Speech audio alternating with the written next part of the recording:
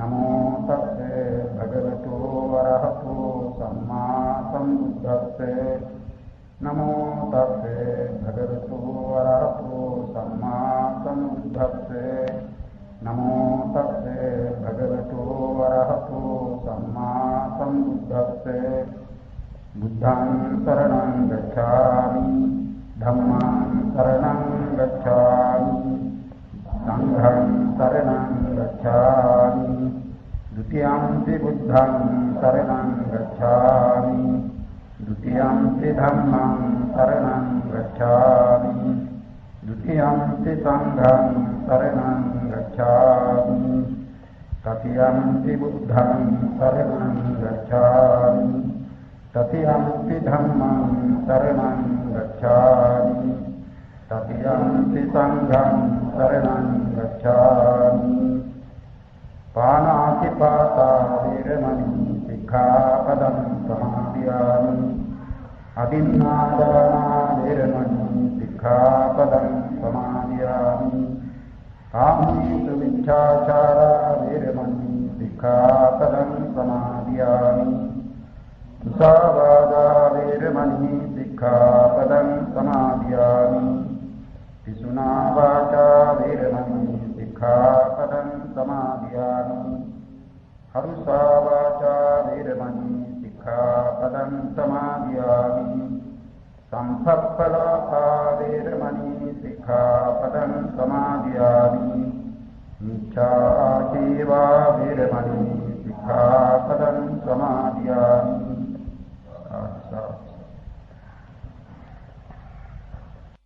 තුනි අපි රූප පිළිබඳ කතා කළා බොහොම දවසක් මම හිතනවා අද අපිට ඒක අවසන් කරන්නට පුළුවන් වෙයි කියලා මේ රූප කාණ්ඩය පිළිබඳ වූ විස්තරය. අන්තිමට අප දැනගත්තේ කාම ලෝකෙහි රූප ප්‍රවෘත්ති ක්‍රමය.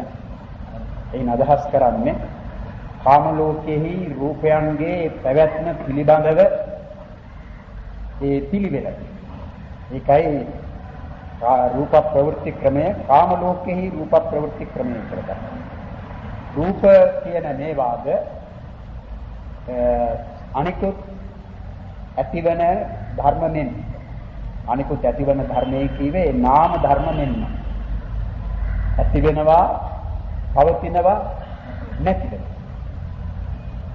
උපාද ඉති භංග ජාති ජරා මරණ ඒ විදිහට ඇතිවන ඒ රූප එක එක භවයක් පිළිබඳව ඒ රූපයන්ගේ ඒ භවය පිළිබඳව කතා කරන විට මේ පිනතුන් වෙනත් තැන්වලදී නැත්නම් බුදුරජාණන් වහන්සේගේ වෙනත් දේශනාවලදී දැනගෙන තිබෙනවා ජාතිය කියන්නේ කන්ධානං පාතු භාවය ස්කන්ධයන්ගේ පහළට ඒ ස්කන්ධයන් අතුරෙන් රූප එක ස්කන්ධයක් රූපස්කන්ධය රූප ගොඩ කියන තේරුමයි රූප සමූහය කියන එකයි එහි තේරුම. ඒ රූපස්කන්ධය කියන ඒ රූප ගොඩ නැත්නම් රූප සමූහය රූප උපදවන හේතුන්ගේ වශයෙන් සතරකට බෙදා දක්වන කර්මජ ඊළඟට හට ගන්නා පිළිවෙලින් කියනවා නම් උතුජ ඊළඟට චිත්තජ අන්තිමට ආහාරජ. එහෙමයි රූපයන් ඇතිවන්නේ පටන් ගන්න කර්මජ රූප වලින්. ඊළඟට කර්මජ රූපයන්ගේ පවත්නා වූ තේජෝ ධාතුව තිතියට පැමිණීමෙන් ඒ තිතියට පැමිණි අවස්ථාවේ පටන් උතුජ රූප උපදවනවා. ඊළඟට ඒ ප්‍රතිසන්ධි සිතට අනතුරුව ලැබෙන පළමුවෙනි භවාංග සිතේ උත්පාදක්ෂණෙහි පටන් චිත්තජ රූප ඒ සිත්වල උත්පාදක්ෂණෙහිදී උපදවෙන යම්කිසි අවස්ථාවකදී ඒ කනබුන ආහාර මෞකුස ප්‍රතිසන්ධිගත සත්වයකට නම් මව් කෑදී ආහාර කනබුන ආහාර ඒ ඕජාව මේ කුසව දරුවාගේ ශරීරයට පැමිණෙන කාලෙහි පටන් ආහාරජ රූපේ කියන ඒවා උපදිනවා. ඉතින් මේ විදිහට රූපය ඉපදීම සිදුවීම. ඒ රූප සියල්ල සම්පූර්ණ වීම යම් කිසි අවස්ථාවකදී වේ නම් එතෙන් සිට කර්මජ රූප හැම මොහොතක් පාසාම ඉපදීමක්, උතුජ රූප හැම මොහොතක් පාසාම ඉපදීමක්, චිත්තජ රූප ඒ සිත්වල උපාදක්ෂණෙහිදී ඉපදීමක්, ආහාරජ රූප හැම මොහොතක් පාසාම ඉපදීමක් කියන මේ විදිහට රූප ඇති වේගෙන යනවා. ඒ ඇති වෙන හැම රූපයක්ම ඒ රූපයට අයත් ආයු කාලයට අනුතුරුව නැත්නම් ආයු කාලය පැවත නිරුද්ධ වෙනවා. ඊට පස්සේ ඒ රූපෙහි පැවැත්මක් නැහැ. එහෙත් කොයිතරම් රූප ඇතිව නිරුද්ධ වුණත් නැවතත් රූප උපදනා බැරි. ඒ නිරුද්ධ වීම හේතු කොටගෙන අඩුවීමක් දක්නට ලැබෙන්නේ නැහැ. ඒ తත්වය පවතිනවා. ස්වභාව වශයෙන් මේ කෙනෙකුගේ මරණය යම් අවස්ථාවකදී සිදු වෙනවා නම් ඒ මරණයට නැත්නම් චුතියට චිත්තක්ෂණ 17ක් තිබියදී උපදනා වූ සිත ඒ සිත දක්වාම මේ විදිහටයි ඒ පිළිවෙල කැඩෙන යම්කිසි අනතුරක් හදිසියක් නුනම සිදුවන්නේ. අනතුරක් කියන්නේ සමහර විටක කෙනෙකුගේ ඒ ජීවිතයේ පවත්නා කාලයේදීම චක්සු ප්‍රසාද නැති වෙන්නට පුළුවන්. එහෙම නැත්නම් සෝත ප්‍රසාද නැති වෙන්නට පුළුවන්. ගාහන ප්‍රසාද, ජීවහා ප්‍රසාද, කාය ප්‍රසාද ආදී ඔය කියන කර්මජ රූපයන් අතුරෙන් යම් කිසි කොටසකට හෝ උපද්‍රව පැමිණෙන්නට පුළුවන්. ඒ කියන්නේ රෝග ව්‍යාධි කියලා දක්වන්නේ එහෙම වන්නට පුළුවන්. දැන් කෙනෙකුගේ ශරීරය පිළිබඳව ඒ පවත්නා වූ කාය ප්‍රසාදය, ඒ කාය ප්‍රසාදයේ යම් යම් කොටස් වලට අනුතුරු සිදු විය හැකියි. එවිට ඒ කාය ප්‍රසාදය ඒ තැන නැති බැවින් ශරීරෙහි වදින දේවල් දැනගන්නට බැරි. ඒ සිතේ ඉපදීමක් ඒ තැන්වල නොසිදුවන බැරි. අනේ එහෙම දෙයක් සිදුවන්නේ නැතිව එහෙම අනතුරක් නැතිව ස්වභාව වශයෙන් මේ පැවතගෙන යාම වන්නේ නම් චුතියට චිත්තක්ෂණ 17ක් තිබියදී ඒ කියන්නේ චුතියට චිත්තක්ෂණ 17ක් තිබියදී උපදනා වූ සිත, ඒ කියන්නේ ඒ සිතත් එක්ක චුති සිත ගත්තොත් 17 වෙනි සිත වෙනවා චුති සිත. ආපසු ගයින විට 17 නේ කිව්වේ. අනේ 17 වන සිතේ උත්පාදක්ෂණය දක්වාම මේ විදිහටයි කර්මජ රූපයන්ගේ නම් පැවතගෙන යාම. ඒකේ වෙනසක් වන්නේ නැතුව ඒ විදිහට පැවතගෙන ගොස් 17 වන සිතේදී 17 වන සිතේ උත්පාදක්ෂණෙහිදී කලින් මෙන්න කර්මජ රූප උපදිනවා. පිටියේ පටන් කර්මජ රූප ඉපදීම නවතිනවා. එතකොට කර්මජ රූප ඉපදීම නැවතීම නිසා චුතිය දක්වා පවත්නේ ඒ චුතියට චිත්තක්ෂණ 17ක් තිබියදී හටගත් ඒ සිතේ උපාදක්ෂණෙහිදී හටගත් කර්මජ රූප. ඒවාට ආයත ආයු කාලය අපි 17 වෙනි සිත ගත්තම 17 වෙනි සිත ඇති වෙලා නැති වෙනවා. ඒ නැති වුණාම ඒ අවස්ථාවේදී හටගත්ත කර්මජ රූපයන්ට තව ඉදිරියට ආයු කාලය තිබෙන්නේ චිත්තක්ෂණ 16යි. ඊට අනතුරු සිතක් නැති වෙනවා. ඉදිරියට තියෙන්නේ චිත්තක්ෂණ 15යි. ඒ විදිහට ඒ චුතිසිත වන විට චුතිසිතේ උපාදය හිතිය භංගය කියලා අවස්ථා තුනක් තිබෙනවානේ. ඒ භංග අවස්ථාව චුතිසිතේ භංග අවස්ථාව වන විට අර ඉපදුණු 17 වන සිතේ උපාදක්ෂණෙහිදී හටගත්ත කර්මජ රූපයන්ටද ඔවුන්ට අයත් ආයු කාලය සම්පූර්ණ වී චුතිසිතේ භංගයත් සමග ඒ වාද නිරුද්ධ වෙනවා. අන්න ඒ විදිහටයි කර්මජ රූපයන් පිළිබඳ පැවැත්ම. ඊළඟට උතුජ රූප පිළිබඳවත් ඒ විදිහටමයි උතුජ රූප නිරතුරු උපදිනවා. ඒ උතුජ රූප අපි ඉගෙන ගන්නනේ උතුජ රූප කලාප තිබෙනවා. ඒ කලාප ශබ්දයක් සහිත උතුජ රූප කලාප තිබෙන නේ. දැන් විසුද්ධි මාර්ගයේ එනවා ඒ ආස්වාස ප්‍රස්වාස කියන මෙය ඒක චිත්තජයි කියලා. ඒ චිත්තජ වූ ඒ රූප කලාප වශයෙන් දක්වන විට පඨවි ආපෝ තේජෝ වායෝ වන්න ගන්ධ රස ඕජා ශබ්ද. ඒ මොකද ආස්වාස ප්‍රස්වාසයත් සමග පවත්නා වූ ශබ්දයක් තිබෙනවා. ශබ්දයක් තමයි. ඒ විදිහට ඒ රූප කලාප. ඉතින් ඒවා ඇති වෙනවා නැති වෙනවා. ඒ කියන්නේ වැඩේ ඇතිවීමයි ඇති වෙලා දිගටම පවතින්නේ නැහැ. ඇති වෙනවා ඊට ආයත ආයු කාලයේ පැවත නැති වෙනවා. අනේ රූප කලාප ඒ උතුජ කලාපත් ශරීරික. මේ ඍතුව නිසා තේජෝ ධාතුව නිසා උපදනා ඒ රූප කලාපද නිරන්තරයෙන් උපදිනවා. උපදින රූප කලාප ඒ ඊට ආයත ආයු කාලයේ ගතකොට නැති වෙනවා. චිත්තජ කලාප උපදින්නේ සිතේ උපාදක්ෂණය. ඉතේ චිත්ත වීති වශයෙන් අපට සිත් උපදින්නේ භවාංග සිත් නැති අනිත් අවස්ථාවලදී. يعني භවාංග සිත දිගට පැවතගෙන යනවා නම් ඒකට කියන්නේ නෑ ඒ පැවැත්ම චිත්ත වීතියක පැවැත්මක් නෙවෙයි. අපි ඒක ඉගෙන ගත්තානේ. ඒ වීති මුක්ත සිතේ කියන කොටසටයි වීති මුක්ත සිතයි භවාංග සිතනේ. පටිසන්ධි භවාංග චුති කියන මේ කෘත්‍යවත් සිත් වීති මුක්තයි. ඒ නිසා ඒ සිත් කවරක් හෝ පවතින මොහොත චිත්ත වීතියක් පවත්න අවස්ථාවක් නෙවෙයි. ඒක වීති මුක්ත අවස්ථාවක්. භවාංග සිත ඒ නිසා වීති මුක්තයි. ඒ වීති මුක්ත වූ භවාංග සිත හැර ඒ වීති මුක්ත වූ භවාංග සිතෙනු චිත්තජ රූප උපදවන. ඊළඟට වීති සිත් උපදින.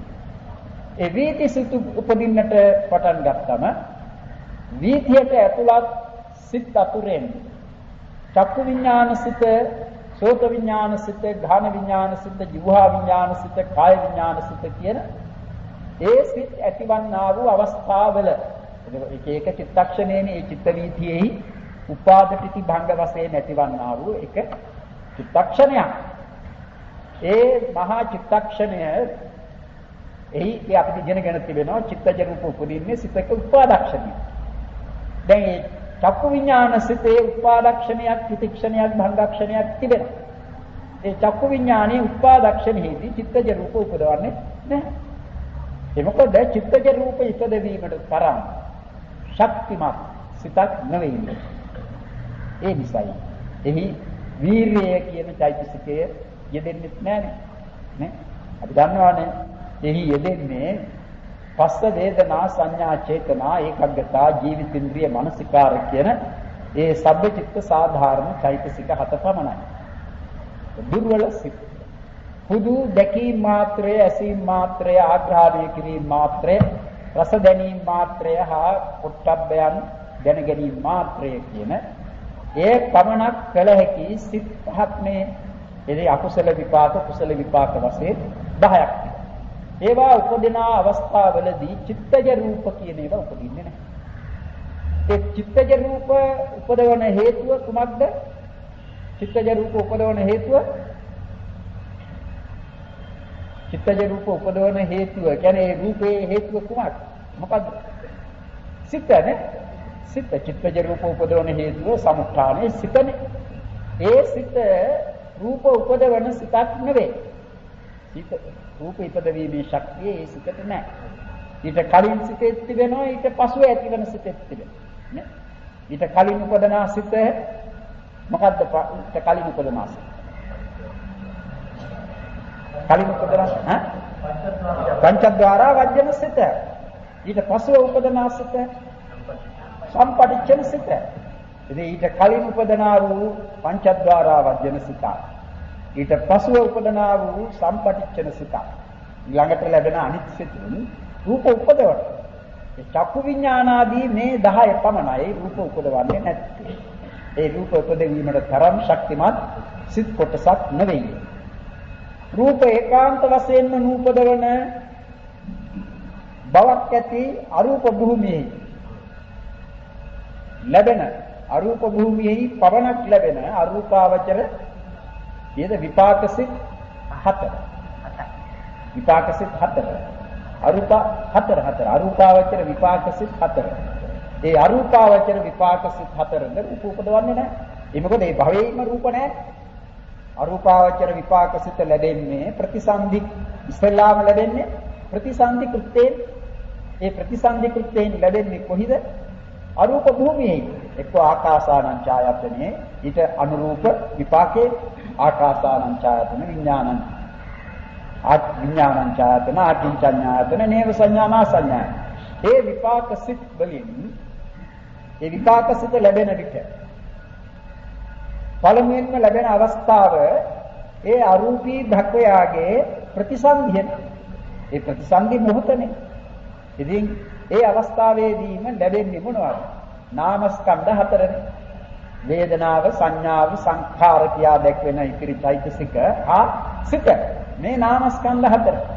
ඉතින් මේ නාමස්කන්ධය තමයි එහි පවත්ම. ඉතින් අතරතුරේදී උපදන්නේ නාමස්කන්ධ. ඒ නිසා මේ භූමියෙහි ලැබෙන අරූප භූමි 4ක් තිබෙනවා. ඒ අරූප භූමි 4ෙහි ලැබෙන සිත් සියල්ලම කොපමණද කියා ඇසුවොත් දෙන උත්තරේ මොකක්ද? 46යි. 46යි සිත්. ඒ 46 කීවේ අරූපාවචර විපාක සිත් 4ක්. සිත නැති මේ කියන්නේ කය නැති. කය නැති කියන්නේ හෘදේ වස්තුවක් ඇසුරු කොට හෝ ඇසුරු නොකොට උපදනා වූ සිත් 42ක් කියලා අපි ඉගෙන ගත්තේ. අන්න ඒ 42. එහි ලැබෙන විට ඒ හෘදේ වස්තුව නැති භූමියනේ. එහි ලැබෙන්නේ වස්තු මිශ්‍රයක් නැතිව. ඒ වස්තු මිශ්‍රයක් නැතිව ලැබෙන 42ක් වූ සිත් හා මේ භූමියේම මේ භූමිය වලම ලැබෙන විපාක සිත් 4ක් කියන ඒ 46. ඊට වැඩි සිත් ගණනක් එහි ලැබෙන්නේ නැහැ. රූපම්. ඉතින් එතන එහි පැවැත් ඇතිවීමයි පැවැත්මයි නැතිවීමයි නාමස්කන්ධය. රූපස්කන්ධය නැහැ. ඒ නාමස්කන්ධය කියන එකට 4ක් තිබෙනවා. ඒ කියන්නේ 4න් 4ක් ඇර නාමස්කන්ධ අඩු ගණනක් පවතින්නත් බෑ. මේ නාමස්කන්ධ පවතින විට ඒ නාමස්කන්ධ කියන විට චිත්ත චෛතසිකයි නේ ගණන. ඒ චිත්ත චෛතසිකයෙන් සිත විඥානස්කන්ධ. චෛතසික තමයි වේදනාස්කන්ධ, සංඥාස්කන්ධ, සංඛාර. ඒ වේදනා සංඥා කියන මේ දෙක සබ්බචිත්ත සාධාරණ චෛතසික. ඉතින් තව සබ්බචිත්ත සාධාරණ චෛතසික පස්ස චේතනා ඒකග්ගත ජීවිතින්ද්‍රිය මානසිකාර ඒවත් තිබෙනවානේ. දැන් ඒවා පමණක් ගත්තත් ඒවා කොයි ගොඩටද වැටෙන්නේ? ඒවා සංස්කාරස්කන්ධ. ඒ වගේ දැන් අරූප භූමියේ ලැබෙන ඒ සිත් සියල්ලගේම තිබෙන ධර්ම ස්කන්ධ වශයෙන් බෙදෙන විට වේදනාව වේදනාස්කන්ධ, සංඥාව සංඥාස්කන්ධ, ඉතිරි චෛතසික සංස්කාරස්කන්ධ, සිත විඥානස්කන්ධය. ඒ සතර නාමස්කන්ධ. ඒ නිසා රූප පිළිබඳ කතාවක්, රූප ප්‍රවෘත්ති ක්‍රමයක් පිළිබඳ කතාවක් අරූප භූමිය පිළිබඳව නැහැ. ඒ රූප ගැන කතා කළ යුතුව තිබෙන්නේ කතා කරන්නට වන්නේ ඒ රූප පමණක් ඇති භවය. නාම රූප කියන දෙකම ඇති භවයක්. මේවා ගැන කතා කරන විට රූපයේ පමණක් ඇති භවය නම් අසඤ්ඤ සත්‍ය. නාම රූප දෙකම ඇති භව කියන්නේ කාම භූමිය, ඉතිරි රූප භූමිය. රූප භූමි 15ක් තිබෙනවා නේද? ඒ භූමි 15. ඒ නිසා කාම භූමියෙහි රූප වශයෙන් ගන්නා විට කාම භූමියෙහි කර්මජ රූප සියල්ලම ලැබෙනවා නේ. කාම භූමියේ කර්මජ රූප සියල්ලම ලැබෙනවා. ඉතින් අපට යන මෞකස ප්‍රතිසන්දි ගන්නා සත්වයිනට ප්‍රතිසන්දියේදී මේ සියල්ලම ලැබෙන්නේ නැහැ. ඒ නිසායි අර කාය දසක, භාව දසක, වස්තු දසක කියලා. අනිත් කර්මජ කලාපයන් ලැබෙනවා 77 වෙනි දිනෙහිදී කියන ප්‍රතිසන්දියට අනුකූල 77 වෙනි දිනෙහිදී. ඉතින් ඒවා ලැබුණු තැන් පටන් එතකොට කර්මජ රූප සියල්ලම සම්පූර්ණයි. ඒ සම්පූර්ණ වූ කර්මජ කලාප නිරන්තරයෙන් උපදින. හැමතිස්සේ ඒක නිරන්තරයෙන් කියලානේ පෙන්වන්නට තියෙන්නේ. දැන් කාලය දක්වන්නේ ඒවායේ ඇතිවීම පිළිබඳ සිතෙන්නේ දක්වන්නේ. සිතේ උත්පාදයක් තියෙනවා, සිතේ තිතියක් තියෙනවා, සිතේ භංගයක් තියෙනවා. උත්පාදයේදීත් උපදිනවා, තිතියේදීත් උපදිනවා, භංගයේදීත් උපදිනවා. මොනවාද? කර්මජ රූප. කර්මජ රූප. ඒ කියන්නේ නිරන්තරයෙන් හැමතිස්සෙම උපදින. දැන් අපේ කාලය ගන්න. අප පිළිබඳව සැලකන විට අපි ජීවත් වෙනවා. ඒ ජීවත් වීමේ කාලය ගත්තා. ජීවිතං ආයු කාලෝච සුඛ දුක්ඛාච කේවලා ඒක චිත්ත සමායුක්තෝ ලහුසෝ වත්තති කම්. මේ අපි ජීවත් වෙනවා කියන්නේ එක සිතක කාලයක්, ඒ කියන්නේ කාල වශයෙන් බෙදෙනවා. ජීවත් වීමේ කාලයක් තියෙනවා. ඒ කාල වශයෙන් බෙදෙනවා නම් රූප පිළිබඳව පෙන්වන්නට තියෙන චිත්තක්ෂණ 1000ක්. නමුත් සිත පිළිබඳව දක්වන්නට තිබෙන්නේ එක සිත එක චිත්තක්ෂණය. ඉතින් ඒ චිත්තක්ෂණයේ ගත වුණාම ඊළඟ චිත්තක්ෂණය. ඒ චිත්තක්ෂණයේ ගත වුණාම ඊළඟ චිත්තක්ෂණය. ඒ නිසා එක් අවස්ථාවකදී ඒ අවස්ථාව අපට වෙන් කර ගන්නට පුළුවන්. ඒ අවස්ථාව වශයෙන් දක්වන්නට තිබෙන්නේ චිත්තක්ෂණයක්. උපාදපිති භංග කියන කුඩාක්ෂණ තුනකින් යුක්ත චිත්තක්ෂණ. ඒ ක්ෂණේ නැති වුණාමයි ඊළඟට තව සිතක් එන්නේ. ඒ විදිහට යන්නේ. ඉතින් එහෙමනම් ඒ කාල විම්ම ඊටම කුඩා කාල විම්ම හැටියට දක්වන්නට තිබෙන්නේ චිත්තක්ෂණය. ඒ චිත්තක්ෂණයටත් තිබෙනවා කුඩාක්ෂණ තුනක්. ඒ කුඩාක්ෂණ තුනේ හැම ක්ෂණයක් පාසාම කර්මජ රූප උපදිනවා. මේකෙන් කියවෙන්නේ කුමක්ද? නිරන්තරයෙන් උපදිනවා. අතරක් නැතුව හැම තිස්සෙම කර්මජ රූප උපදිනවා. කර්මජ රූප. ඒ වගේම තමයි අනිත් ඒවාත් උපදින්නට පටන් ගත්තම උතුජ ආහාර. උතුජ ඒවා උපදින්නට පටන් ගත්තා. උපාදිතී භංගකේ තුනට. චිත්තජ විතරයි වෙනස් වෙන්නේ. චිත්තජ විතරයි වෙනස් වෙන්නේ. චිත්තජ රූප උපදවන්නේ ඒ සිත්වල උපාදක්ෂණය. දී ඕ විදිහටයි පැවතගෙන යන්නේ. නිකාම ලෝකෙහි ඒ කලාප වශයෙන් ගත්තම මක්ඛ දසක කලාපය, සෝත දසක කලාපය, ගහන දසක කලාපය, જીවහා දසක කලාපය, කාය දසක කලාපය, වත්තු දසක කලාපය, භාව දසක කලාපය, ජීවිත නවක කලාප. ඒ ජීවිත නවකයේ වෙනම පෙන්වෙන්නේ නැති වුණාට ඒ ජීවිත නවක කලාපයත් අපේ ශරීරයේ තිබෙනවා. ප්‍රශ්නයක් තියෙනවා. වයෝවෘද්ධ වෙනකොට හැකියාවක් තියනවානේ සාදී. ඔව්. ඒ වෙන්නේ කර්මජ රූපයන්ගේ ඉදීමක් නවතිනව නෙමෙයි. ඒ හැකිලීමක් වෙන්නේ අඩුවක් වෙන්නේ මේ ආහාරයෙන් සහ ඍතුයෙන්. විශේෂයෙන්ම ආහාරයෙන් ගෙන දෙන ඒ පෝෂණය අඩු වෙනවා. රූප වශයෙන් ගත්තම මේකයි වෙන්නේ. ඒකනේ. එහෙම නැත්නම් කවදාවත් වෙනස් නොවි පවතින්නට පුළුවන්. දැන් ඒ රූප ලැබෙන හැටියට සැලකනවා නම් හැමතිස්සෙම රූප උපදිනවා. ආහාර ගන්න විට රූප උපදිනවා. ඍතුයෙන් රූප උපදිනවා. කර්මයෙන් රූප උපදිනවා. එහෙම ඉපදීගෙන යන විට අඩුවක් වෙන්නේ නැතිව එහෙනම් කියන්නට එන වැඩි වෙනවා. වැඩි වෙන කාලයක් තියෙනවා. දැන් එක කාලයක් යන විට ඒ භවයන්ට තිබෙනවානේ ආයු කාලයක් නියමිත. දැන් මිනිසුන් ගැන සැලකන විට මිනිසුන්ගේ ආයු කාලය සීමා කරන්නේ නැහැ. මිනිස්යන්ගේ ආයුෂය මෙපමණයි කියලා දක්වන්නේ නැහැ. ඒ කාලවලදී අඩු වැඩි වීමක් වෙනවා. ඒ කියන්නේ අසංඛේය කියන ඉතා දීර්ඝ කාලය මිනිසාගේ ආයුෂය හැටියට දක්වනවා. ඉතින් අපේ ශාසන ඉතිහාසය නැත්නම් ශාසනය පිළිබඳව දක්වන විට කියනවා බුදුරයන් වහන්සේලාගේ ලොව පහළ වීම මිනිසුන්ගේ ආයුෂය අවුරුදු ලක්ෂයට වැඩි කාලෙහි වන්නේ නැත. ඒ වගේම මිනිසුන්ගේ ආයුෂය අවුරුදු 100ට වඩා අඩු කාලෙහිදී සිදුවන්නේ නැත. එයින් කියන්නේ අවුරුදු ලක්ෂයට වැඩි ආයුෂයක් විඳින මිනිසුන් සිටින. මිනිසාර මහා මන්ධාතු රජතුමා මිනිසෙක් හැටියටනේ ජීවත් වුනේ. ඒ මිනිසෙකු හැටියට උපන් මහා මන්ධාතු රජතුමා සක්‍රයන් කී දෙනෙක් රජකම් කරනකම් 30 දෙනෙක් 32 දෙනෙක් සක්‍රය. ඒ සක්‍රයන්ගේ ආයු කාලය ඒ කියන්නේ ඒ අය ඉපදිලා මැරිලා. ඒත් මේ මන්ධාතු රජතුමා රජ කළා. ඒ තරම් දීර්ඝ ඒ ආයු කාලයක් තිබුණා. ඒ විදිහට මිනිසුන්ගේ ආයුෂය ක්‍රමයෙන් ඒ ගුණධර්ම වැඩි වෙන කාලෙහිදී දියුණු වන බවත් පිරිහෙනවා ඊළඟට ගුණධර්ම අඩු වෙනවා. එහෙම දක්වනවා.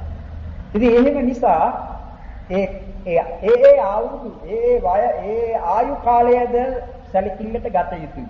ඒ කර්මයෙන් ලබා දෙන මේ රූප පිළිබඳව. ඉතින් මේ කර්මයෙන් ලබා දෙන ඒ රූප අතුරේ එකක් තමයි තේජෝ ධාතු. කර්මයෙන් උපදවන තේජෝ ධාතුව කියනවා. සංතාපෝ ඩාහෝ ජීරණා පාචකෝ. ඒ පාචක ගින්නේ කියන්නේ ශරීරයට අපි ඇතුළු කරන ආහාර පැසවෙන ගින්න. ඒ ගින්න කර්මය නිසා ඇතිවෙන එක. ඒ සාමාන්‍ය මිනිසුන්ගේ ඒ කර්මය නිසා ඇතිවන ගින්න සමහරුන්ට මන්දාග්නිය වන අතර සමහරුන්ට විෂමාග්නියක්. මන්දාග්නිය ඇති අයට ආහාර හොඳට පැසවන්නේ නැහැ. ඒ නිසාද ශරීරයට වමනා කරන පෝෂණය හරි හැටියට ලැබෙන්නේ නැහැ. විෂමාග්නිය ඇති අයටද ඒ වගේම කොයිතරම් ආහාර ඇතුළු කළත් ඒවා බොහොම ඉක්මනින් වේගයෙන් දැවිලා යනවා. කොයිතරම් හැමතිස්සෙම ආහාර ගන්නට ඕනද. ඒ විෂමාග්නිය ඇති අය.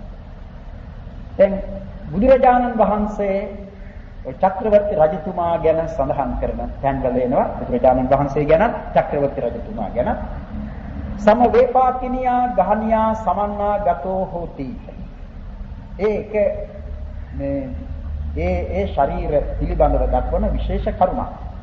සම වේපාකිනියා ගහනියා සමන්නා ගතෝ හෝති කියන්නේ ඒ විපාකයක් නැත්නම් කර්මයකින් උපදවන ලද සම වූ ගින්නකින් යුක්ත කෙනෙක් වෙයි.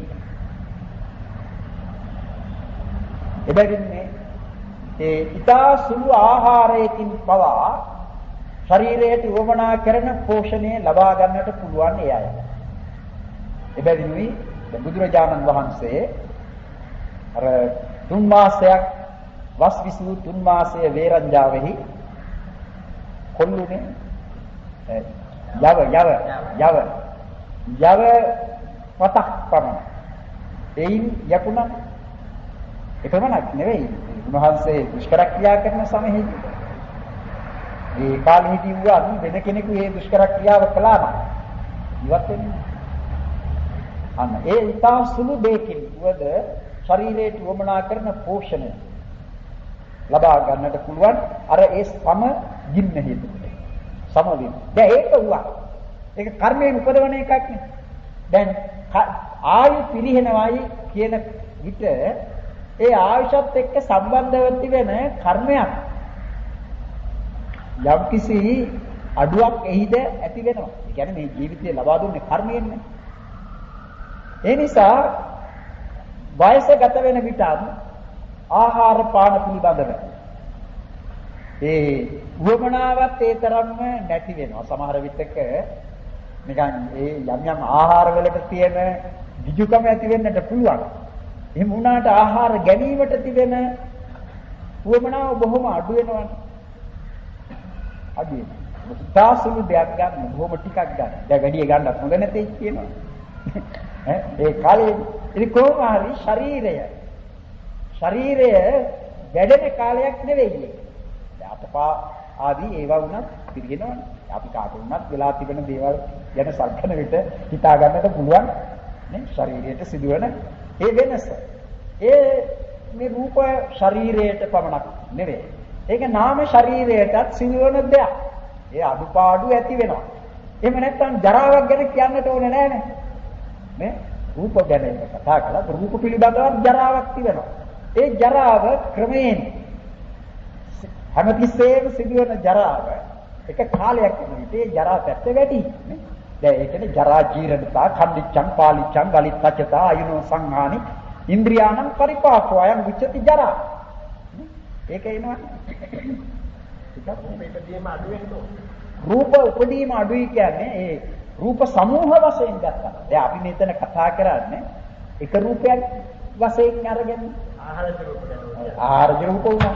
ඉතින් ඒවා කලාප වශයෙන් නේ අපි මෙහෙම ගනිමු. මේ ආහාර රූපය සූක්ෂම රූපයක් තමයි. සියුම් රූපයක් නේ. ඒ කියන්නේ සුකුම රූප ගොඩට දාලා තිබෙනවා. ඒ ආහාර ඉතා සුළු ආහාරයක් ගන්නවා. අපි ගන්නු කෙනෙක් ගන්න බොහොම ටිකයි ආහාර. ඒ ටිකක් ගන්න ආහාරයෙන් ඒ ආහාරජ රූපයි කියන ඒවා හුඟක් ඇති කරන්නට බෑ. නේ? දැන් ඒකට අපිට නිදර්ශන තියෙනවානේ. අකින් කොංගලා වගේ අය නේ බොහොම ආහාර ගන්නවානේ. ඒ ආහාර ගැනීම නිසා ඒ ආහාරයෙන් ලැබෙන පෝෂණය ශරීරයට ලැබෙනවා. ඉතින් ඒ නිසා ඒ ආහාරයෙන් කරන වැඩ දෙකක් තිබෙනවා. ආහාරයෙන් කරන වැඩ දෙක ගැන මම හිතන්නේ මා මේ පිනතුන්ට කියන්නට ඇති. මොකද්ද? එකක් තමයි ආහාරජ රූප ඉපදවීම. ඒ සුද්ධාෂ්ටක කලාප සුද්ධාෂ්ටක අර ලහුතාදී ඒකාදශක කියන ඒ කලාප ඉපදවීම එකක්. අනිත් ප්‍රත්‍යයන්ගෙන් උපදවන රූපයන්ට උපස්තම්භනය. උපස්තම්භනය කියන්නේ ඒවට කරන උපකාරය. එහෙම නැත්තම් මොකද වෙන්නේ? දැන් ආහාරයෙන් ඒ උපස්තම්භනය නොලැබුණොත් ඔව් අනිත් ඒවා ඇදෙන්නේ. ඒවට කර්මයෙන් මේවා උපදවන්න. අපි කියමු මෙහෙම. චක්සු ප්‍රසාදයේ ආහාරයෙන් කරන වැදගත්ම උපකාරය. ලොකු උපකාරය ඒක උපස්තම්භය. ආහාරජ රූපේ ඉපදවීම දෙවෙනි කාර්යය. ඒ නිසානේ දැන් ඒක බුදුරජාණන් වහන්සේ ලස්සනට පෙන්වලා තිබෙනවානේ. ඉමස්ස කායස්ස තිතියා යාපනාය කියන. ඉමස්ස කායස්ස තිතියා යාප. දැන් ඒ කයේ පැවැත් අපි කියමු ජීවිතේන්ද්‍රිය. ජීවිතේන්ද්‍රියයි කියන එක කර්මයෙන් ලැබෙන එකක්. ඒකනේ ප්‍රධාන. අපි ප්‍රධානයි කියන්නේ ජීවත් වෙන කෙනෙක් වෙන්නේ මේ ජීවිතේන්ද්‍රිය පැවැත්ගෙන යන නිසා. ඒ ජීවිතේන්ද්‍රියේ පැවැත්මට මේ ආහාරයෙන් ලැබෙන උපස්තම්භනය ඕන. ඒකනේ ආහාරයෙන් ලැබෙන නියත ප්‍රයෝජනය කුමක්ද? ආහාරයෙන් ලැබෙන නියත ප්‍රයෝජනය ඒකයි. ජීවිත යාත්‍රාව පවත්වාගෙන. ඒකයි ආහාරයෙන් ලැබෙන නියත ප්‍රයෝජනය. අනියත ප්‍රයෝජනයක් තිබෙනවා. නියත ප්‍රයෝජනය මේක. ජීවිතයේ පැවැත්වාගෙන. එක එක්කෙනා සලකන අනියත ප්‍රයෝජනක් තිබෙනවනේ. සමහර විට රසය ආදී වශයෙන් තිබෙන. අර කාරණේ තමයි ප්‍රධාන. එයින් කරන්නේ මොකක්ද? අර සුද්ධාෂ්ටක රූප කලාප ඒ ඇති වෙනවා. ඒ ඇති වෙන රූප කලාපයන්ගෙන් අර අනිත් රූපවලට උපකාර කරන උදව් දෙනවා. හරියට මුක්කු ගහනවා වගේ. උපකාර. ඒ උපකාරය නැතිව ගියොත් කර්මජ කලාප ගවතගෙන යන්නට බැරි වෙනවා. ඒවා සිඳිලා නැති වෙනවා. ඒ ජීවිතේ ඉතින් අපි කියන්නේ ඒක. කර්මජ කලාප සියල්ලගේම පවත්නා එක රූපයක් නේ ජීවිතේන්ද්‍රිය. ඉතින් ජීවිත නවකයත් එක්ක පවත්නා ජීවිතේන්ද්‍රිය. අපි කියමු ජීවත් එක භව පරියාපන්නස ජීවිතේන්ද්‍රිය සුඛච්ඡේදෝ මරණ. මරණය කියන්නේ එක භවයක් පිළිබඳ වූ ජීවිතේන්ද්‍රිය රූපයගේ නැතිව යාම සිඳී යාම. තවදුරටත් නොයිපදීම. ඒ තව දුරටත් නොයිපදීම වන්නට මේ ආහාරයෙන් දෙන පෝෂණය නොලැබී යාම එක හේතුවක් වෙනවා. දැන් කෙනෙකුට පුළුවන් තවත් කෙනෙකුන්ව අල්ලලා හිර කරලා ආහාර මුදීති මරව ගන්න පුළුවන්. නේ? ආහාර මුදී මරව ගන්නට පුළුවන්. දැන් අජාසත් රජතුමා අන්තිමට උත්සාහ කරලා කළේ ඒකනේ. රජතුමාට ලැබෙන ආහාර ඒ මාර්ගයේ වැසුවා. අන්න එහෙම. එතකොට ජීවිතේන්ද්‍රිය පවත්වාගෙන යාමට කියන විට ඒ ජීවිතේන්ද්‍රිය හා සම්බන්ධව පවත්න අනිකුත් කර්මජ රූප ඒ සියල්ලගේ පවත්වාගෙන යාමට ආහාරයෙන් ලැබෙන උපස්තන උපකාර. ඒ ආහාර විතරක් නෙවෙයි. ආහාරයෙන් දෙන පෝෂණය උදව් කරගෙන උතුජ වශයෙන් ලැබෙන උතුජ රූපත් ලැබෙනවා. ඒ ආහාරයෙන් දෙන පෝෂණය ඒ උතුජ රූපයන්ගේ පැවැත්මටත් උපකාරයි. නැත්නම් උතුජ රූප මොනවා කරන්නද? ආහාරයෙන් ලැබෙන පෝෂණය නැතිවෙන්න. දැන් අපේ ශරීරයේ තිබෙන මේ කොටස් පිළිබඳව කතා කරනවා. කර්මජ කොටස් කියලා බෙදෙන කොටස් තිබෙනවා. නේ? අර කේසා ලෝමා ආදී වශයෙන් බෙදෙනවා. ඒ ශරීරයේ වශයෙන් ගත්තම මේ විශාල දෙයක් වෙලා තිබෙන්නේ උතුජ කලෙබරේ නිසා. උතුජ. ඉතින් ඒකට ආහාරජ සම්බන්ධ නැtei කියන්න බෑ.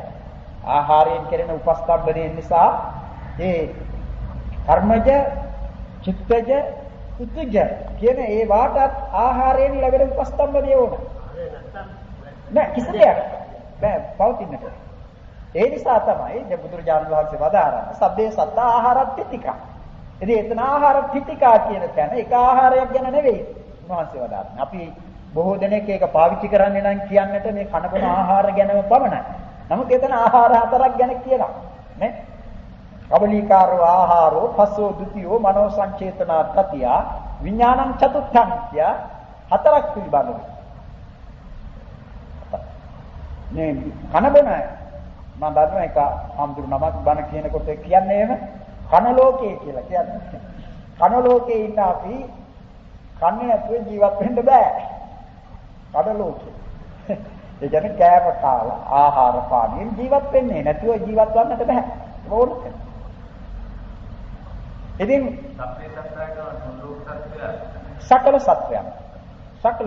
ඒ නිසා තමයි දැන් එතන කබලීකාර ආහාර නොලබන සත්වයෙමුත් ඒකට ඉන්නවා. ඒ ඇයට කබලීකාර ආහාරය නෙවෙයි. දැන් බ්‍රහ්මයෝ කබලීකාර ආහාරයෙන් යැපෙන්නු නෙවෙයි. ඒත් ඒ කතාවට ඇතුළත් සබ්බේ සත්ත ආහාරත්‍ත්‍තිකා. ඒ නිසා තමයි ඒ හතරක් වදාරලා තියෙන්නේ.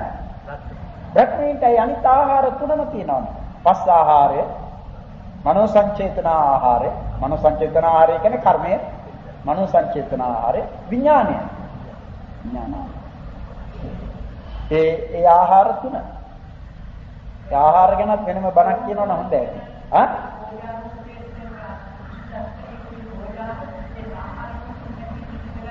ආහාර රූපේ කියේ ඕජාව. ඕජාව තමයි ආහාර රූපේ කියන්නේ.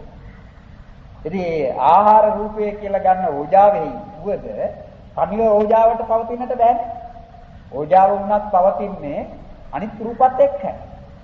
ඒ ඕජා රූපය තමයි ආහාර රූපය කියන්නේ. දැන් ආහාරජ රූපය කියලා කියන්නේ ඕජාෂ්ටමක රූප කලාප. ඉතින් ඒ ඕජාෂ්ටමක රූප කලාපත් සමග ඇතැම් විට තවත් ඒවා උපදිනවා. ඒවානේ අර ලහුතා මුදුතා කම්මඤ්ඤතා කියලා කියන්නේ. ලහුතාදී ඒකාදශකේක. ඉතින් ඒ රූප ඒ ඕජා කියන එක ඕජාව ආහාර ඕජාව මොකද්ද කරන්නේ? ඒ ආහාරයෙන් ලැබෙන ඕජාව ශරීරෙහි ඒ ඕමනා කරන අර පෝෂණ ගුණය දෙන එක. ඉතින් ඒකෙන්ද රූප උපදවනවා. ඒකෙන් උපදවන රූප තමයි ඒ අර ඕජාව අටවෙනි කොට ඇති රූප කලාප ඉපදවීම. තව අවස්ථාවලදී ලහුතා මුදුතා කම්මඤ්ඤතා කියන ඒවා. දැන් ඒකට නිදර්ශන පෙන්වන්නේ අපි.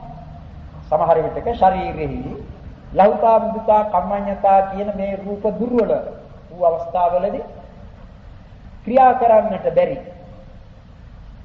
ගතියක් ශරීරී බර ගතියක් එහෙම දැනෙන්නට ගන්නවා. එහෙම අවස්ථාවලදී ඊට සුදුසු ආහාර පාන සමහර විටක වෛද්‍ය උපදේශ පවා ලබාගෙන වෙදකම් පවා ගන්නවා. ඒ වෛද්‍ය දැන් බෙහෙත් කියන ඒවා. බෙහෙත් කියන දේ මේ ධර්මයේ හැටියට පෙන්වන්න මොනවයි කියලා. ආහාර. ඒවා ආහාර වශයෙන් ගන්න. බෙහෙත් ශරීරයට ඇතුළු කරලා ලබා දෙන ඒ තිබෙන අඩුපාඩුව සපුරාලම ආහාර හැටියට ගන්න. ඉතින් එහෙම මේ කාම ලෝකයේ මේ විදිහට රූප හටගෙන ඒවා චුතියේදී කර්මජ රූප සියල්ලම නැතිව යනවා. නේ? චුතියක් සමගම නිරුද්ධ වෙනවානේ. ඊළඟට ඉතිවෝ තිබෙන්නේ උතුජ චිත්තජ ආහාරජ කියන ඒවා. ඒ ආහාරය අන්තිම වරට ගනු ලැබුව ආහාර තිබෙනවා. ඒ අන්තිම වරට ගනු ලැබුව ආහාරය කීවේ කර්මජ ඕජාව. කර්මජ ඕජාවක් තියෙනවානේ. ඒ කර්මජ ඕජාව ශරීරෙහි පවතිද්දී ඇතුළු කරන ලද ආහාරය ඒක බාහිර ඕජාවනේ. ඒ බාහිර ඕජාව කර්මජ ඕජාවත් සමග එකතුව රූප උපදින. නෑ. ඒ ඕජා උෂ්ණය කියන එක වෙනම. ඒ තේජෝ දහත්. මේක තේජෝ දහත්. කර්මජ ඕජාව කියන්නේ අර පඨවි ආපෝ තේජෝ වායෝ වර්ණ ගන්ධ රස ඕජා කියන්නේ. ඉතින් හැම කලාපවලම ඕජා රූපයක තියෙනවානේ. ඒ ඕජා රූප අතුරෙන් ආහාර ඕජා ආහාරයෙන් උපදවන ඕජා රූපය තියෙනවා. සිතින් උපදවන ඕජා රූපය තියෙනවා. ඒ කියන්නේ පඨවි ආපෝ තේජෝ වායෝ වර්ණ ගන්ධ රස ඕජා කර්මයෙන් උපදවන ඕජා රූපය තියෙනවා. ඒ කර්මයෙන් උපදවන ඕජා රූපය නැතිව ආහාර රූප උපදවන්නට බෑ. එතකොට ඒ කර්මජ ඕජාව තිබෙන ශරීරයක් වෙන්නට ඕන. ඉතින් කර්මජ ඕජාව පවතින්නේ ජීවත් වෙන කාලය තුලදී. ජීවත් වෙන කාලය තුලදී කර්මජ ඕජාව තියෙනවා. චුතියත් සමගම කර්මජ ඕජාව නැති වෙනවා. ඒ චුතියත් සමග කර්මජ ඕජාව නැති වුණාට පස්සේ බාහිරේ කියන්නේ ඇතුළු කරන ලද වෙනත් ආහාර කියා ඇතුළු කරන ලද දේවලින් රූප උපදවන්නට බෑ. ඒ කර්මජ ඕජාව නැතිවන්නට කලින් ශරීරයට ගනු ලැබූ ආහාරයෙන් ඒ කර්මජ ඕජාවත් සමග එකතු වෙලා රූප උපදවට. ඒකයි කර්මජ ඕජාව තිබියදී එක. ඉතින් අන්තිම වරට දෙන ලද ආහාර වුවද ආහාරෝ පානෝ ඒවා ආහාරනේ. ඒ ආහාර අර කර්මජ ඕජාව තිබියදී ලැබුණු ඒවා බැවින් එවිටත් රූප උපදිනවා. ඒ රූප ඉපදලා කර්මජ ඕජාව නැතිව යනවා චුතිසිතේ භංගයත් සමග. ඊට පස්සේ රූප උපදවන්නේ නැහැ. කර්මජ රූප උපදවන්නේ නැහැ. ඒ කියන්නේ ආහාරජ රූප උපදවන්නේ නැහැ. උපන් ආහාර රූප තිබෙනවනේ. ඒවායේ ආයු කාලයේ පැවත නැති වෙනවා. ඒවායේ ආයු කාලය. ඒ නිසා ආහාර රූපද චුතියට අනුතුරුව ස්වල්ප කාලයක්. කියන්නේ දවස් දෙකක් නෙවෙයි. ඒ ස්වල්ප කාලයක් පවතී. බෑ. ඊළඟට චිත්තජේවා නම් නියමයෙන්ම කියත හැකියි. ඒ මොකද චුතිසිතෙන්ද රූප උපදවනවානේ. චුතිසිතේ උපාදක්ෂණෙහිදී රූප උපදවනවා. අපේ චුතිසිතේ වෙන අර රහතන් වහන්සේගේ නෙවෙයිනේ. ඒ අනිත් අයගේ චුතිසිතෙන් රූප උපදවනවා. ඒ චුතිසිතෙන් උපදවපු රූප චිත්තක්ෂණ 17නේ තිබෙන්නේ. ඒ චිත්ත ඉතින් කොයිතරම් වෙලා මෙහෙම කරන වෙලාවක් නැහැ. ඊටත් අඩු කාලයක්. එහෙම පැවත නැති වෙනවා. ඊළඟට උත්තුජ රූප. හරි ශරීරයේ ඒ කියන්නේ ප්‍රාණය කෙනෙක් ජීවත්ව සිටියදී උත්තුජ රූප හටගත්තා. ඒ වගේ ඊට පස්සේ ඇති වෙන්නේ කවදා හරි මේක සුණු විසුණු වෙලා එන කුලිසල දාගෙන නැත්තම් සුණු විසුණු වෙලා විනාශ වෙලා යනතුරුම උතුජ රූපේ කියන කොටස තමයි තියෙන්නේ. උතුජ රූප. දැන් ඔය අඤ්ඤේන හත්ත්‍ටිකං අඤ්ඤේන පාදට්ටිකං ආදි වශයෙන් එනවනේ ඔය මේ අර අසුබ නැත්නම් මේ උද්ධමාතකං විනීලකං විකුබ්බකං ඒ ශරීරයේ වල මොනවද තියෙන්නේ? උතුජ රූප. ඒ එහෙම පිටින්ම ඒ කලෙබරය. උතුජ රූප කලෙබරය. උතුජ රූප මොකද දිරන්නේ ඔය අපේ. හයි. ඉතින් තේජෝ ධාතුව නැහැනේ කර්මජ තේජෝ. ඒ කර්මජ තේජෝ ධාතුව නැතිව යාම නිසා තමයි අර කුණු වෙන්නේ. කර්මජ තේජෝ තිබෙනවා නම් ඒ අර උෂ්ණේ ඒ කියන්නේ ජීවත් වීමටත් ඒක ඕන කරනවා කර්මජ තේජෝ. ඒ නැතුව ගියාම තේජෝ තියෙනවා කර්මජ තේජෝ නැහැ. තේජෝ නැත්තම් ශරීරයක් හැටියට තියෙන්න බෑනේ. ඒ කියන්නේ ශරීරයක් මොකක් හරි කියන මෙහෙත් තියෙනවනේ තේජෝ. තියෙනවා. ඒ තේජෝ තියෙනවා නම් කර්මජ තේජෝ නෙවෙයි. කර්මජ තේජෝ වන්නට ජීවත් වෙන කෙනෙක් වෙන්නට ඕන. ජීවත් වෙන ශරීරයක් වෙන්නට ඕන කර්මජ. මෙන්න මේ විදිහටයි ඒ රූප. ඉතින් මේ කාම ලෝකයේ තියෙනවා. දෙවියන්ට නම් දෙවියන්ට ඒ කලාප සියල්ලම එකවර ලැබෙනවනේ. ඒ ලැබිලා ඉතින් ඔවුන්ට ආහාර රූපන් ඒ අවස්ථාවලදී උපදිනවා. ඔවුන් අපමෙන්ම හැමතිස්සෙම කන જાතිය අය නෙවෙයි. ඒගොල්ලන්ට තිබෙන්නේ අපි වගේ මේ බත්මාලු එළවලු එහෙම හදාගෙන කනවත් නෙවෙයි. දෙවියන්ගේ දෙවිය ආහාර තියෙනවා. කබලීකාර ආහාරයේ කබලීකාර ආහාර. ඒ මම එක බොහෝම ඉස්සර අහලා තියෙනවා බණක් රේඩියෝ එකේ කියනවා දෙවියන්ට කබලීකාර ආහාරය නැහැ. ඒ ඇයිට තියෙන්නේ පස් ආහාරය විතරයි. නිකන් ස්පර්ශ කිරීම මාත්‍රේ. කියලා වැරදි බණක් කිව්වා. බොහෝම පඬිතාම වුණා. පස්සේ ඒකට පිළිතුරක් පළ වුණා තවත් පඬිතා හාමුදුර කෙනෙක් නෙමෙයි ගිහියෙක්.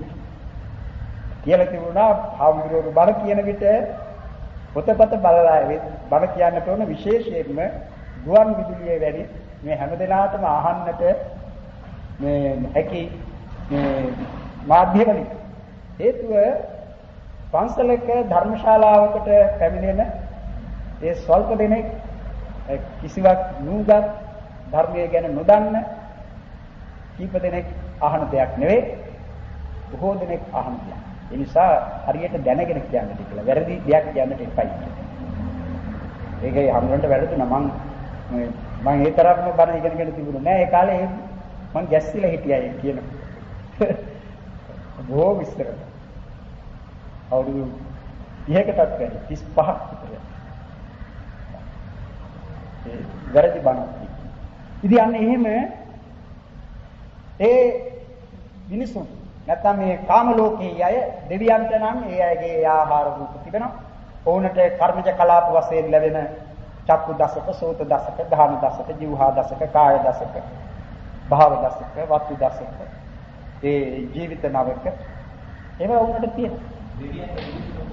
රූප අන්න ඒකයි ඔවුන් ඕපපාතික ප්‍රතිසන්දියක් ගන්න. ඒ ඕපපාතික ප්‍රතිසන්දියක් ගන්න බැරි ඔවුන්ගේ මේ ශරීරය අපේ මෙන් ගොරෝසු ශරීරයක් නෙවෙයි. අපේ ශරීරයට එක්තරා සම්බන්ධයක් තිබෙනවා. මෞර්තිය සම්බන්ධය. අපේ කරජ කය බොහොම ගොරෝසුයි.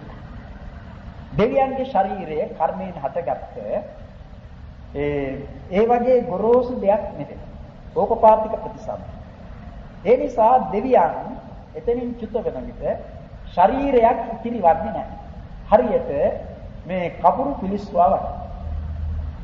අලු ආදී දෙයක් ඉතුරුවන්නේ නැතිව මේ ඉතිරි වෙන්නේ නැහනේ. අන්න ඒ වගේ. දෙවියන්ගේ ශරීරය අතුරුදහන් වෙනවා. ඒකනේ දැන් ඒකෙන් හටගන්න රූප තිබුණාට ඒක තිබෙන්නේ නැහැ. ඒවා අර කර්මයටත් සම්බන්ධනේ. කර්මයක් නිසානේ. ඒ නිසා ඒ ශරීරය අතුරුදහන්. ඒක අතුරුදහන්. ඔව් ඒක හරියට මට කියන්නට බෑ. සමහර විටක ඒ අයගේ ශරීර තිබෙන්නට පුළුවන් ඒගොල්ලන්ගේ ආහාර පාන වල තිබෙන වෙනස්කම් ආදී හේතු කොටගෙන. එමෙ මිනිසුන් හැටියටනේ ජීවත් වෙන්නේ. ඒ නිසා දෙවියන්ගේ ශරීරය පිළිබඳ ඔහොමයි දක්වන්නේ. දෙවියන්ගේ බ්‍රහ්මීන්ගේ ප්‍රේතීන්ගේ ඒ උපපාතික ශරීර. එමයි දක්වන්නේ. උපපාතිකය. අරූප රූප ලෝකෙහි ප්‍රතිසන්ධි අවස්ථාවේදී උපදනා වූ කර්මජ කලාප තිබෙන්නේ කීයද? චක්කු දශක කලාපය, සෝත දශක කලාපය, ජීවිත නවක කලාප. නේ? ගාන දශක, ජීවහා දශක, කාය දශක, භාව දශක ඕනේ නැහැ. එතකොට චක්කු දශක, සෝත දශක, ඊළඟට වත්තු දශක. හදේ වත්තු තියෙනවනේ. වත්තු දශකයේ ජීවිත නවක කර්මජ කලාප. එදින මේ කලාප වලට ඒවා දිග හටගන්නේ ප්‍රතිසන්දිදී පැවතගෙන යනවා. කියන්නේ නැවත නැවත ඉපදීම් වශයෙන්. ළඟට චුතිය වෙනවානේ. ඒ චුතිය වෙන විට ඔවුන්ගේද ශරීරය කිරිවන්නේ නැහැ. දෙවියන්ට ඒ බ්‍රහ්මයන්ට අපට වෙන් නැත්නම් දෙවියන්ට වෙන් ගහන දශක, ජීවහා දශක, කාය දශක, භාව දශක ලැබෙන්නේ නැහැ. ඒවායේ වුණට ප්‍රයෝජනයක් නැහැ. ඒවා එපා කියලා ගියාය නැත්නම් ඒවා ලබා ගැනීමට නෙවෙයි වුන් භාවනා කරන්නේ. ඒවායේ තිබෙන නිස්සාර බව තේරුම්ගෙන. කාම ඡන්දය, කාම රාගය යටපත් කිරීම සඳහායි භාවනා කරන්නේ. බබලව ඒ ඇස වුණට ලැබෙන, කන ලැබෙන. ඒ ඇසයි කනයි ලැබෙන්නේ ඇසෙන් කනින් කළ හැකි හොඳ වැඩ තිබෙනවනේ නේ. ධර්මයෙන්ට ලැබෙන ඇස හා වුණට ලැබෙන කන ඔවුන් කෙලෙස් උපදවා ගැනීම සඳහා, රාගය ඇති කර ගැනීම සඳහා යොදාගන්නේ නැහැ. ඔවුන් බබලව බොහෝ සෙයින්ම වුන් ධ්‍යානයට සමවැද සිටින්නේ බොහෝ විට. වෙන දේවල් කරන්නේ නැtei කියලා නෙමෙයි. නමුත් ඒත් මේ කාම ධර්ම, කාම වස්තුන් පිළිබඳ ඔවුන්ට නෑනේ මේ අපට තිබෙන ආශාව, කාම රාග වශයෙන් තිබෙන. ඒක යටපත් කළා. ඒ ධ්‍යාන බලය. ඉතින් මේ ධ්‍යාන බලය කොයිතරම් කල් තිබෙනවා? ඔවුන්ගේ ආයුෂ ඇතිතාක් කල්. ඉතින් ඔවුන්ට ගන්ධයන් ආග්‍රහණය කිරීම මොකටද ගඳ සුවඳ? සමහර විට අපට වුණත් හිතෙන්නට පුළුවන් මේ ගඳ සුවඳ දැනෙන්නේ නැත්තම් වඩා හොඳයි. ඒ තරම් දුර්ගන්ධයක් වෙන තැන් තියෙනවා. ඒ නිසා මේ ගන්ධය ඊළඟට මේ රසය ඒ ආහාරයෙන් යැපෙන කොටසකුත් නෙවෙයි. කය පොට්ටබ්බ කියන එක බොහොම පිළිකුල් කොට සලකපු අය. පොට්ටබ්බ ඒ නිසා ඒ කියන්නේ පොට්ටබ්බ සුඛය. ඒවා කාම සුඛල්ලිකාම යෝගේ. ඇස කන දෙක අර පැත්තටත් හේතු වුණාට බ්‍රහ්මයන් ඒව ලබන මොකද? ඇස පිළිබඳවත් කන පිළිබඳවත් බුදුරජාණන් වහන්සේ වදාරලා තිබෙනවා. ඇසින් ගන්නා ප්‍රයෝජනය සලකාගෙන දැකීම අතුරෙන් ශ්‍රේෂ්ඨ දැකීම දස්සනානුත්තරිය. ඇසීම අතුරෙන් ශ්‍රේෂ්ඨ ඇසීම ශ්‍රවණානුත්තරිය. ඒ විදිහට මේ ආග්‍රහණය, රස දැන ගැනීම, පොට්ටබ්බයන් ලැබීම පිළිබඳව එහෙම වදාරලා.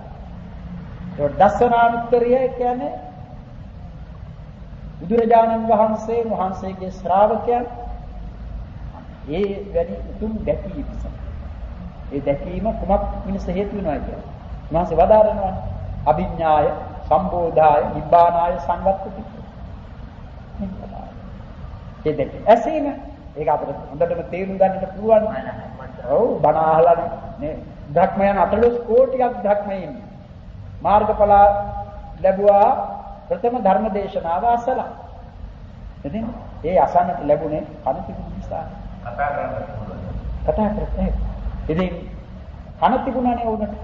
ඒ නිසා උන් ඇසුවා අසලා මාර්ගඵල අධිගමනය. නමුත් ආලාරකාරාම උද්දකරාම පුත්‍ර කියන ඒ දෙන්නා පිළිබඳව බුදුරජාණන් වහන්සේ වදාළේ කුමක්ද? මහා ඥානීයෝ. ඥානීය කියේ විපත හානියක්. ඔවුන්ට සිදු වුණේ. මහා කල්ප 60000ක් මහා කල්ප 84000ක් කියන මේ දීර්ඝ කාලයක් ගත වන තුරු ඔවුන්ට මේ විදිහේ අවස්ථාවක් ලැබෙන්නේ නැහැ.